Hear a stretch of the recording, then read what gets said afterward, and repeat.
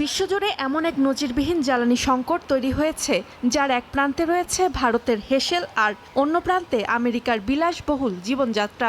আপাত দৃষ্টিতে এই ঘটনাগুলোর মধ্যে কোনো মিল নেই মনে হলেও নেপথ্যের অর্থনৈতিক সমীকরণটি রীতিমতো চমকে দেওয়ার মতো।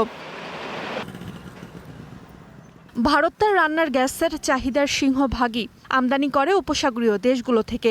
ফলে এই সংকটে স্বাভাবিকভাবেই টান পড়েছে দেশের এলপিজি ভাণ্ডারে। পরিস্থিতি সামাল দিতে ভারতীয় শোধনাগার বা রিফাইনারিগুলোতে পেট্রোলিয়ামজাত অন্যান্য পণ্যের উৎপাদন কমিয়ে রান্নার গ্যাস বা এলপিজি তৈরিতে বাড়তি জোর দিতে বাধ্য হচ্ছে, আর সেখানেই শুরু হয়েছে নতুন বিপত্তি। এলপিজি উৎপাদন বাড়াতে গিয়ে ভারতীয় রিফাইনারিগুলো কমিয়ে দেয় অ্যালকালাইট নামের একটি বিশেষ জ্বালানি উপাদানের উৎপাদন।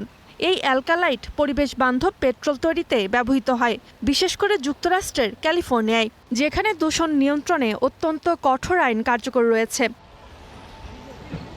ভারত থেকে অ্যালকালাইট রপ্তানি কমে যেতেই ক্যালিফোর্নিয়ায় শুরু হয়েছে সরবরাহ সংকট।